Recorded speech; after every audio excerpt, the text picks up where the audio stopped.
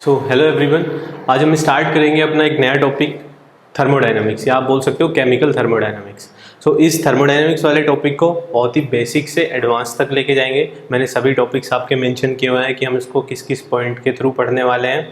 Chapter को हम क्या होता है कि कुछ लोग आपके फिजिकल केमिस्ट्री से बचना चाहते हैं या वो फिजिकल केमिस्ट्री में इंटरेस्टेड नहीं है। प्रॉब्लम क्या है कि उन लोगों को मैथमेटिक्स बैकग्राउंड नहीं है, या बायो स्ट्रीम के कुछ बच्चे ऐसे होते हैं जो कि मैथमेटिक्स की वजह से कुछ टॉपिक्स को छोड़ देते हैं, जैसे थर्मोडायनामिक्स, क्वांटम, काइनेटिक्स, इस टाइप से। बट हम स्टार्ट करेंगे इसको बिल्कुल बेसिक मैथमेटिक्स से, जहाँ से डिफरेंशिएशन, कुछ कर्व प्लॉटिंग, और उसके बाद जाएंगे एडवांस टॉपिक्स पे जो कि आपके मेन थर्मोडायनामिक्स के टॉपिक्स हैं। तो आपको बिल्कुल बेसिक से समझ में आने वाला है। अब कोई मैथमेटिकल बैकग्राउंड वाले हैं तो वो सोचेंगे कि बेसिक मैथमेटिक्स तो आता है तो उसको छोड़ दें, बट ऐसा नहीं है। आपका रिवाइज हो जाएगा और बायोलॉजी वालों का जो मैथमेटिक्स में प्रॉब्लम है उनका एक बार कवर हो जाएगा पूरा। तो आपको स्टार्टिंग से एंड तक देखना है। अब मैं आपसे डिस्कस करता हूँ कि थर्मोडायनामिक्स का एग्जाम के पॉइंट ऑफ व्यू से कितना वेटेज है और इसको प्रिपेयर हम किन किन पार्ट के थ्रू करने वाले हैं। तो अगर एग्जाम के पॉइंट ऑफ व्यू से बात करें तो CSIR नेट एग्जाम में अराउंड 12 to 16 मार्क्स थर्मोडायनामिक्स से कंफर्म आता है। 12 to 16 मार्क्स कैसे डिवाइड होगा? आइदर 2 मार्क्स में 2 क्वेश्चन 2 मार्क्स के, और 2 क्वेश्चन आपके 4 मार्क्स में। कभी कभी ज़्यादा भी आ जाता है, कभी 3 क्वेश्चंस 4 मार्क्स के भी आ जाते हैं थर्मोडायनामिक्स से। तो ये डिपेंड करता है आपका एग्जाम पे, बट 12 मार्क्स का आप कंफर्म मान के चलिए। 12 to 16 तक इसका वेरी करता है वेटेज। और अगर मैं गेट एग्जाम की बात करूं तो गेट एग्जाम में भी इसका अच्छा खासा वेटेज है, 4 to 6 मार्क्स का।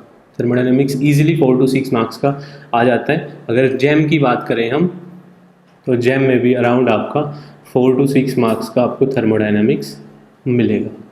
और अदर यूनिवर्सिटीज़ एग्ज़ाम की बात करें अगर IIT जैम से छोड़ के जितने भी मास्टर्स के एग्ज़ाम हैं सभी, उन मास्टर्स के एग्ज़ाम में भी इसका अच्छा खासा वेटेज होता है। BHU में थर्मोडायनामिक्स का एक अलग से पोर्शन है 20 से 25 मार्क्स का, जो पूछा ही जाता है थर्मोडायनामिक्स से। इसी टाइप से दिल्ली यूनिवर्सिटी के एग्ज़ाम की बात करें तो वहाँ भी आपसे थर्मोडायनामिक्स एक ऐसा टॉपिक है जो हमेशा पूछा जाएगा आपसे। तो सबसे पहले क्या करना है, इस टॉपिक को स्टार्ट करने से पहले मैं आपसे बात करूंगा बेसिक मैथमेटिक्स की। बेसिक मैथमेटिक्स में क्या होगा, यूनिट कन्वर्जन। और यूनिट कन्वर्जन को आप स्टार मार्क कर लीजिए, because physical chemistry without unit conversion आप कुछ नहीं कर पाएंगे। आपको एग्जाम्पल भी दूंगा मैं, 1-2 क्वेश्चंस आपको कराऊंगा जहाँ पे आपको आंसर पता होगा, बट आप एग्जाम में आंसर उसका मैच नहीं कर पाएंगे, या गेट के एग्जाम में जहाँ NAT टाइप क्वेश्चन आते हैं आप अपना आंसर फिल नहीं कर पाएंगे। उसके रीज़न क्या है? उसका बहुत बड़ा रीज़न है कि आपको यूनिट कन्वर्जन पे फोकस नहीं करते, तो ये आपको वहाँ पे प्रॉब्लम क्रिएट करेगा। ठीक है, तो सबसे पहले यूनिट कन्वर्जन देखेंगे। बिल्कुल बेसिक सा यूनिट कन्वर्जन है जो आपको थर्मोडायनामिक्स में जिसकी रिक्वायरमेंट पड़ने वाली है। जैसे जैसे मैं आपको चैप्टर पढ़ाऊंगा फिजिकल केमिस्ट्री के, तो उसमें हम सबसे पहले unit conversion, then further chapter का डिस्कशन। ठीक है, जो नेक्स्ट टर्म आएगी हमारे पास, तो डिफरेंशिएशन की बात करेंगे, थोड़ा बेसिक डिफरेंशिएशन। फिर पार्शियल डिफरेंशिएशन कैसे करते हैं, इसमें थर्मोडायनामिक्स में आपको रिक्वायरमेंट पड़ती है पार्शियल डिफरेंशिएशन की भी, total differential equations, then cyclic rule और basic definition. Basic definition like system, surrounding, state function, आपका आइसोलेटेड सिस्टम, एडियाबैटिक प्रोसेस, इस टाइप से जो बेसिक थर्मोडायनामिक्स की बेसिक जो नॉलेज है जो कि हमें पता होना चाहिए, तो बेसिक डेफिनेशंस के बारे में कुछ बात करेंगे। तो ये था आपका बिल्कुल बेसिक पार्ट। इस पे अगर आप अच्छे से फोकस करेंगे तो आगे के जितने पार्ट हैं उसमें मैथमेटिक्स में आगे जब हम फर्स्ट लॉ, सेकंड लॉ और कुछ अदर इंपॉर्टेंट टॉपिक्स पढ़ेंगे तो उसमें आपको जहाँ कहीं भी मैथमेटिकल टर्म्स आएंगी आपको प्रॉब्लम नहीं आएगी। तो बेसिक पार्ट पे आपको अच्छे से फोकस करना है। देन जैसे ही हमारा बेसिक पार्ट कंप्लीट होगा तो मैं सजेस्ट करूँगा कि पहले आप थर्मोडायनामिक्स पढ़ने से पहले आपको काइनेटिक थ्योरी ऑफ गैसेस वाले चैप्टर का अच्छे से रिवीजन होना चाहिए, अच्छे से आपको मेमोराइज होना चाहिए। अगर आपने नहीं पढ़ा है अभी तक तो आप उसको जाके पढ़ सकते हैं पहले, बिकॉज थर्मोडायनामिक्स में काइनेटिक थ्योरी ऑफ गैसेस का यूज़ होने वाला है। जब यूज़ होगा तो आपको कुछ टर्म्स नहीं पता चलेंगी कि हमने डायरेक्टली यहाँ से यहाँ पे कैसे यूज़ किए हैं। तो उसके लिए आप पहले काइनेटिक थ्योरी ऑफ गैसेस पढ़ें। देन हम स्टार्ट करेंगे अपना फर्स्ट लॉ ऑफ थर्मोडायनामिक्स। इसके बारे में डिटेल डिस्कशन करेंगे कि फर्स्ट लॉ आपका कैसे जनरेट हुआ और इसको हम किस टाइप से अप्लाई कर सकते हैं। देन कुछ लोग फैमिलियर होंगे इन टर्म्स से, delta U, delta H, heat capacity, thermodynamic coefficients, alpha, beta, gamma. जिनकी values different different constant pressure, constant temperature, constant volume पे डिसाइड करते हैं। देन आपका आइसोथर्मल एंड एडियाबैटिक प्रोसेस। इन प्रोसेसेस में, आइसोथर्मल प्रोसेस में आपको पता है टेम्परेचर कांस्टेंट होने वाला है।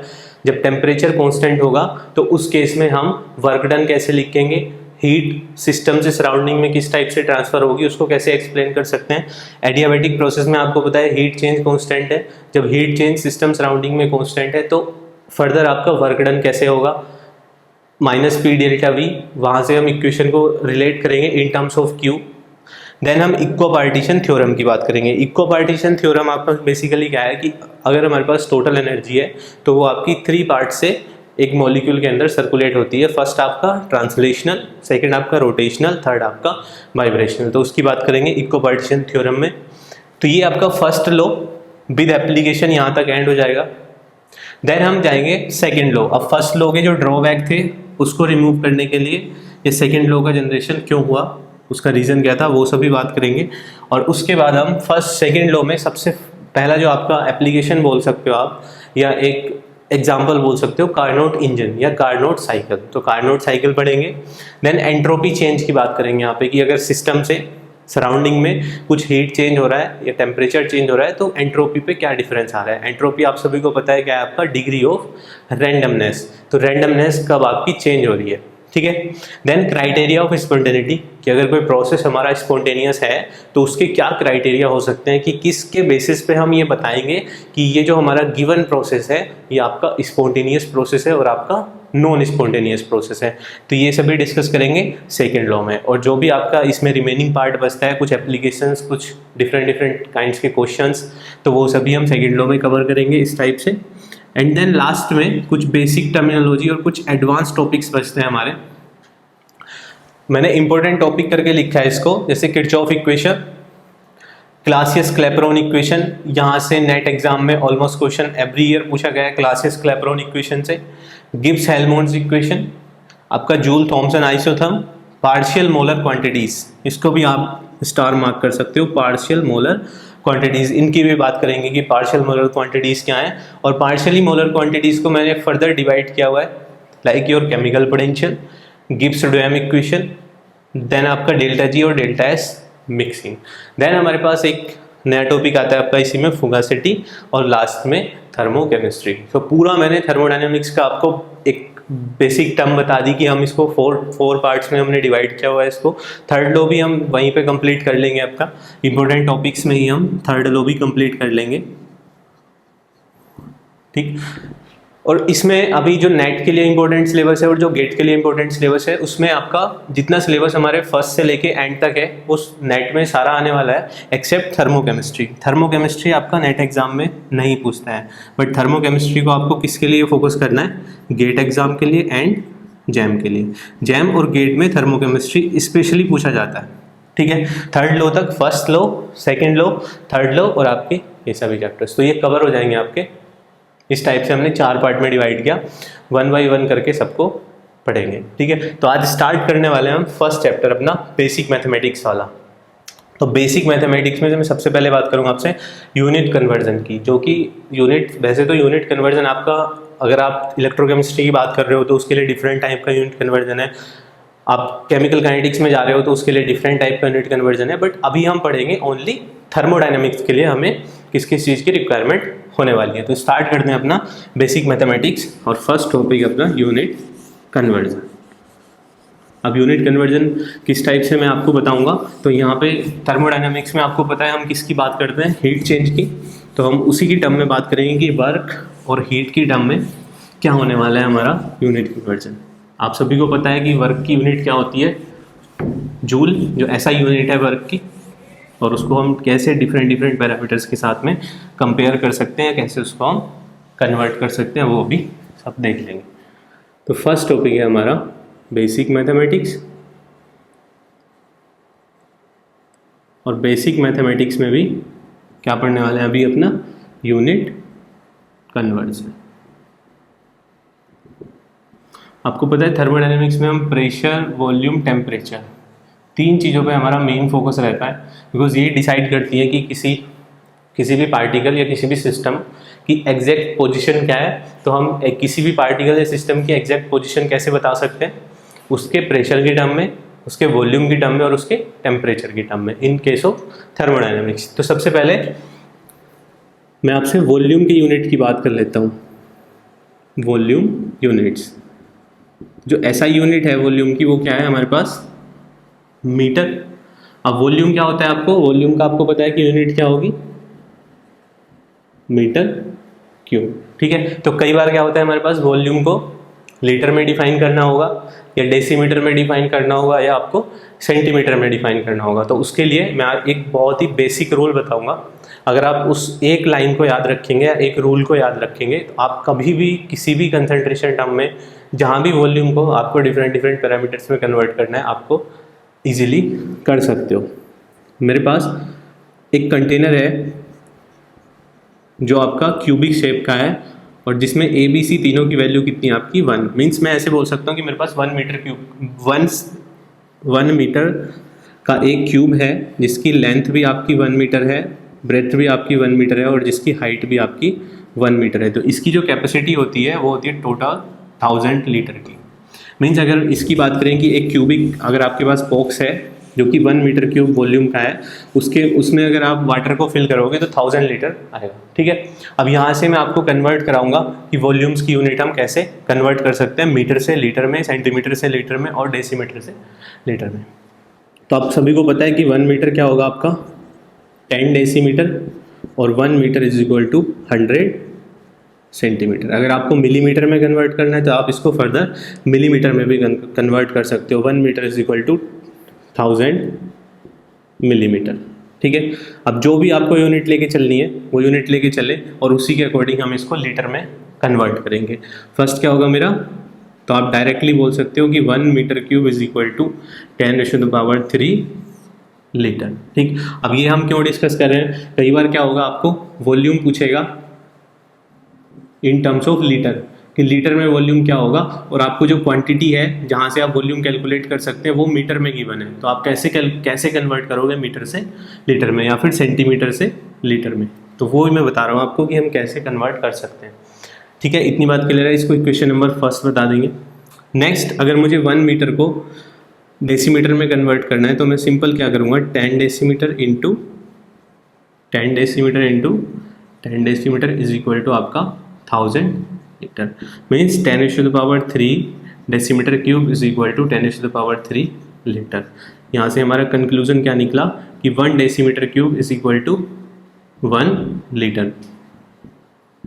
अगर आपने फोकस किया हो कई बार कंसंट्रेशन वाले क्वेश्चंस में, आपको कंसंट्रेशन किस में गिवन होती है, कई बार मोल पर डेसीमीटर क्यूब, और इसी को वो लिख देता है कई बार आपका मोल पर लीटर।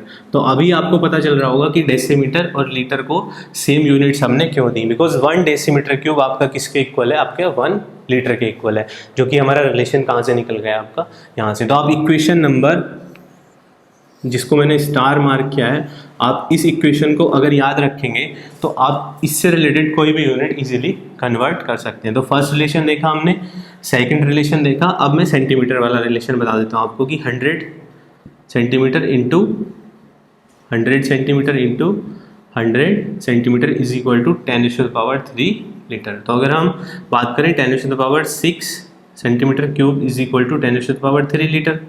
अगर इसको और अच्छे से पढ़ें तो 1 centimetre cube is equal to 10⁻³ litre. तो आपको अगर कहीं पे मोल पर लीटर से मोल पर सेंटीमीटर क्यूब में कन्वर्जन करना है तो आप इस टर्म की हेल्प से इजीली कर सकते हो। तो ये होगी हमारी इक्वेशन नंबर 3। तो बेसिकली आपको क्या फोकस करना है, आपको यहाँ पे देखना है कि अब अगर हमारे पास वॉल्यूम मीटर, सेंटीमीटर, डेसीमीटर और मिलीमीटर में है और हमें उससे लीटर में कन्वर्ट करना है, तो हम इस इक्वेशन की हेल्प से इजीली उसको लीटर में कन्वर्ट कर सकते हैं, ठीक है।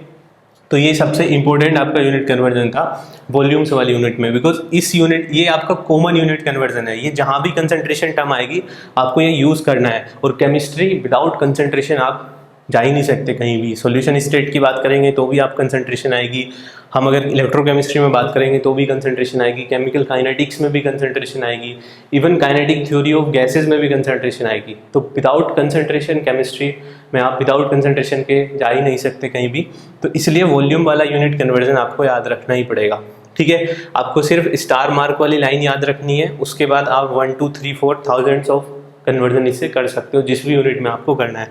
आपको मिलीमीटर में करना है, आप 4th नंबर मिलीमीटर में भी इजीली कर सकते हो, ठीक है। तो इतनी टर्म क्लियर है, वॉल्यूम कन्वर्जन देखा। नेक्स्ट मैं बात करूंगा इसमें प्रेशर की यूनिट्स की, कि प्रेशर की यूनिट्स को हम कैसे कन्वर्ट करेंगे। प्रेशर की बेसिक जो पैरामीटर्स है, प्रेशर किस में मेजर करते हैं हम, पास्कल में, बार में, एटमॉस्फेयर में, और आपका एक और टर्म आती है प्रेशर को डिफाइन करने के लिए, क्या आपका mm ऑफ Hg। नेक्स्ट है हमारे पास प्रेशर यूनिट्स। प्रेशर की यूनिट्स को हम कैसे डिफाइन कर सकते हैं। सो फर्स्ट जो इसकी SI यूनिट है इसकी ATM या एटमॉस्फेयर बोल देते हैं हम। और ATM से डिफरेंट कन्वर्जन में बताऊंगा आपको कि 1 ATM किसके इक्वल होगा। तो 1 ATM को अगर हम पास्कल में देखें, 1 एटमॉस्फेयर आपका 1.01325 इंटू 10⁵ पास्कल, और आप ऐसे भी ये वाली टर्म आपकी ज़्यादा कॉमन होगी, ठीक है। दोनों चीज़ सेम ही है, हमने 10⁵ की फॉर्म में लिख दिया और नॉर्मल आपका नॉर्मली लिखा है। तो 1 एटमॉस्फेयर किसके इक्वल होता है आपका, इतने पास्कल। अगर मैं 1 बार की बात करूं, बार भी प्रेशर की यूनिट है, ये किसके इक्वल होता है आपका 10⁵ पास्कल के, ठीक है। तो अब इन दोनों की हेल्प से आप क्या कर सकते हो, पास्कल, ATM और बार में रिलेशन फाइंड आउट कर सकते हैं। तो 1 ATM इज इक्वल टू, ये यहां से क्लियर है, इक्वेशन नंबर 1, इक्वेशन नंबर 2, और इन दोनों की हेल्प से हमने जनरेट की इक्वेशन नंबर 3।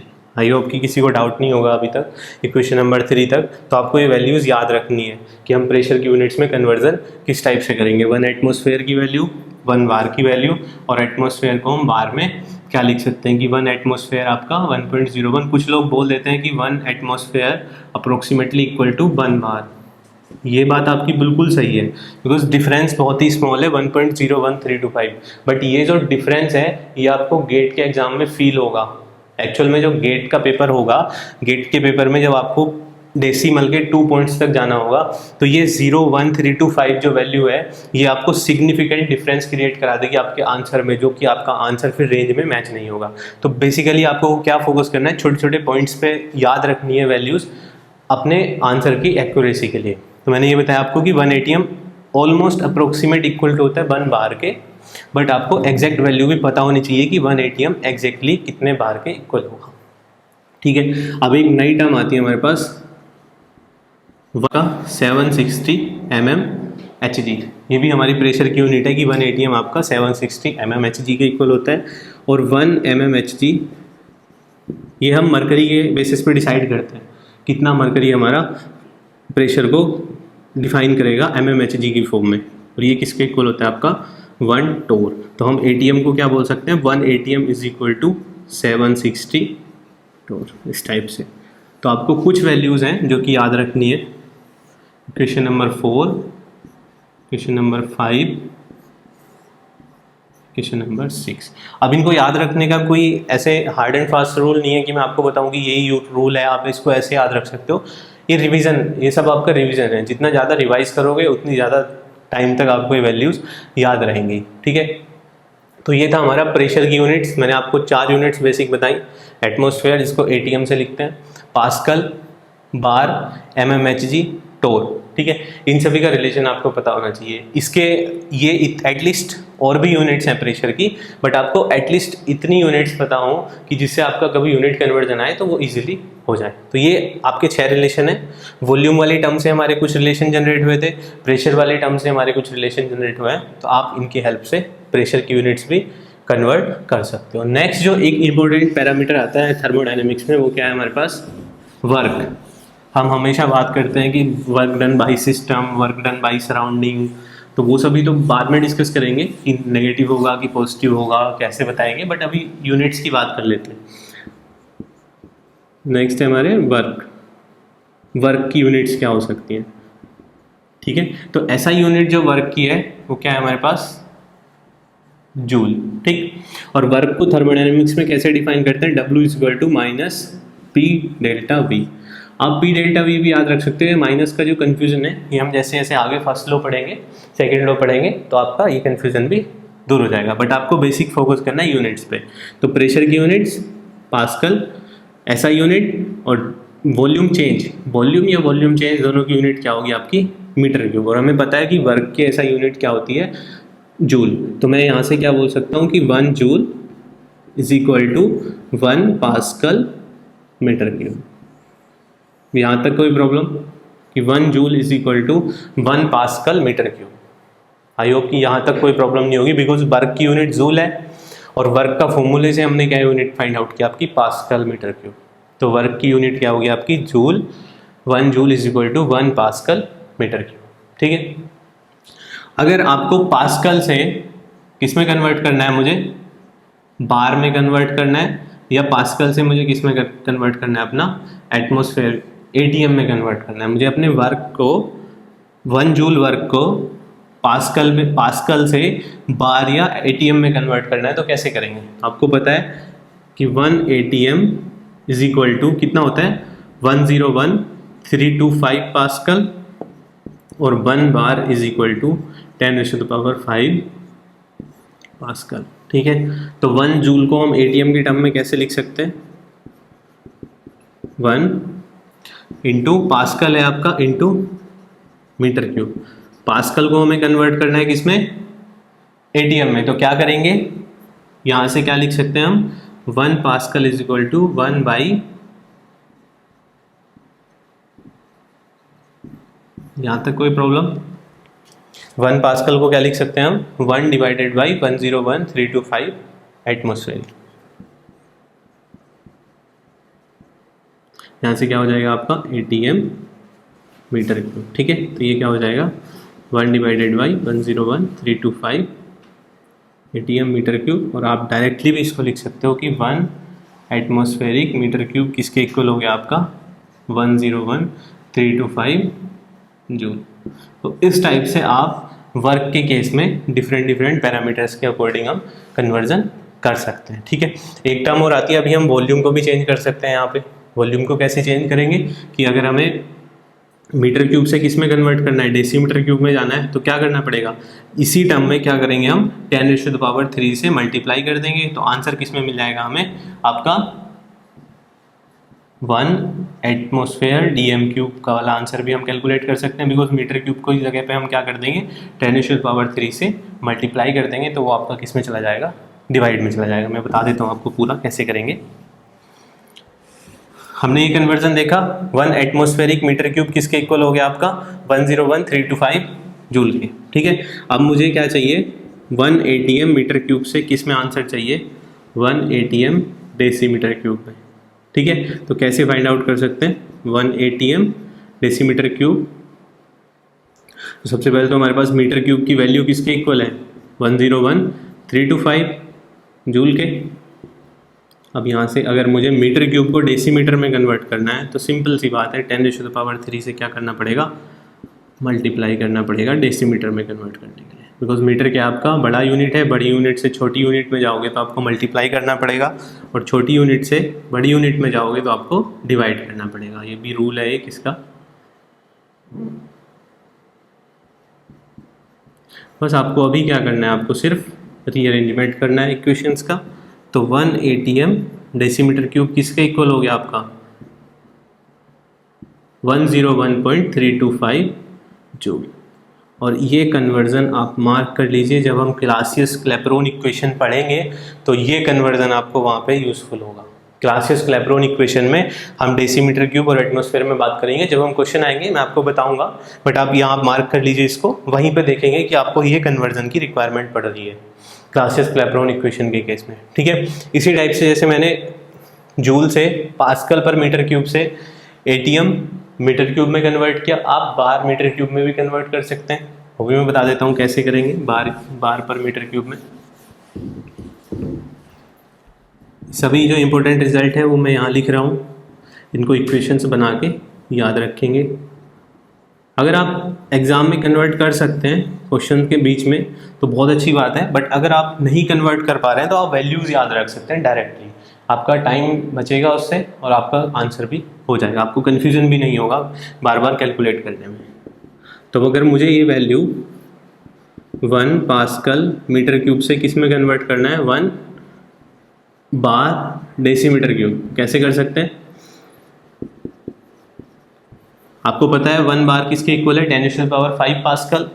तो यहाँ से अगर मैं लिखूँ 1 पास्कल किसके इक्वल हो जाएगा आपका 1/10⁵ बार।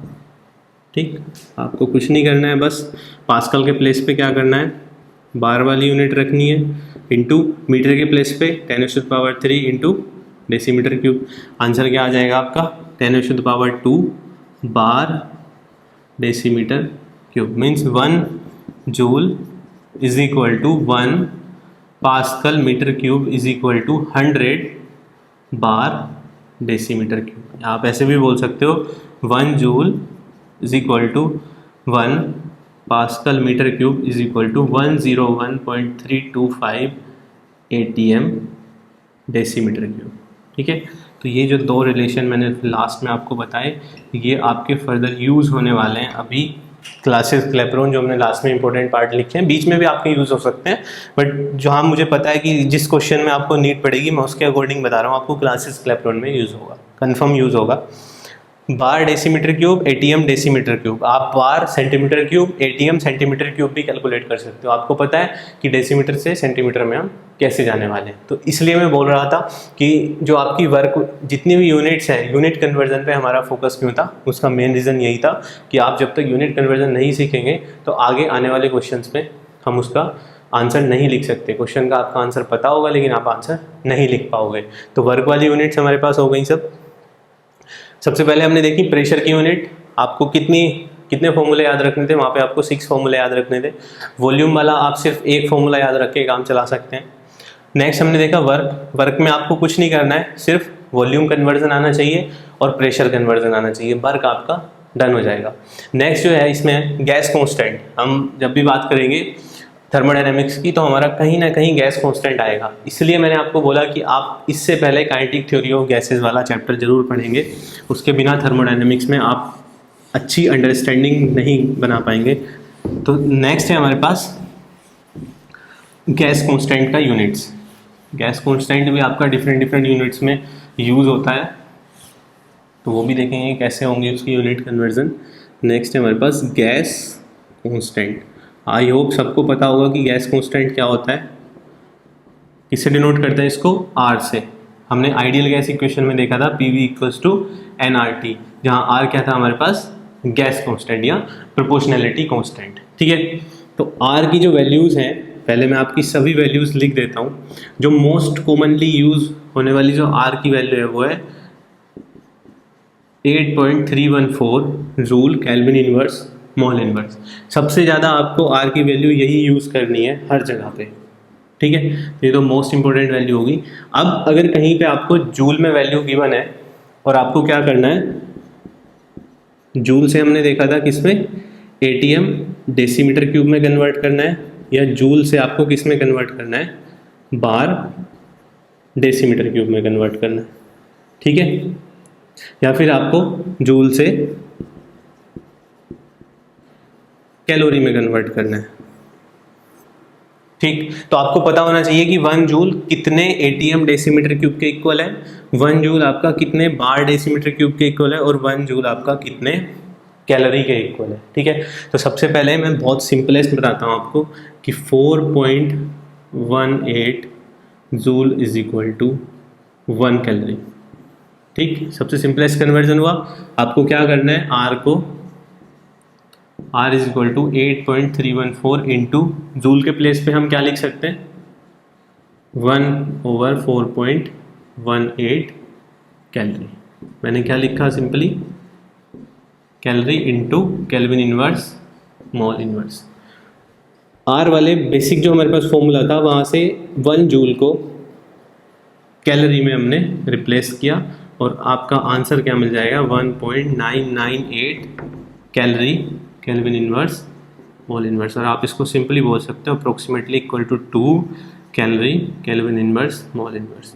अब मैं यहाँ पे बार बार फोकस कर रहा हूँ डेसिमल के 3 पॉइंट्स तक जाने का। तो बेसिक रीज़न क्या है इसका कि गेट के एग्ज़ाम में या जैम के एग्ज़ाम में जो NAT क्वेश्चंस हैं उनमें इन डेसिमल्स का बहुत रोल है।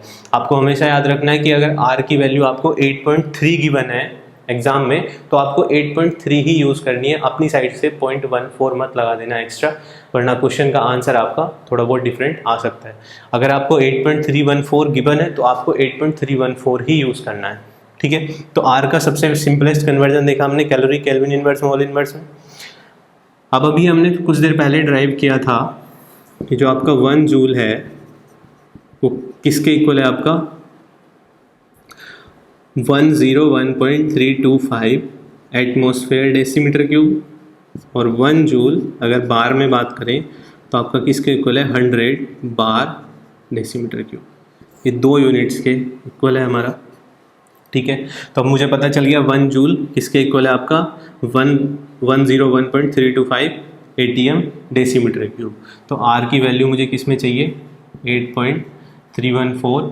अगर हम जूल को कन्वर्ट करेंगे ATM डेसीमीटर क्यूब में तो हम यहाँ से इजीली कन्वर्ट कर सकते हैं। इसी टाइप से हम जूल को बार डेसीमीटर क्यूब में भी कन्वर्ट कर सकते हैं। तो आप गैस कांस्टेंट की वैल्यू डिफरेंट यूनिट्स में भी इजीली कैलकुलेट कर पाएंगे।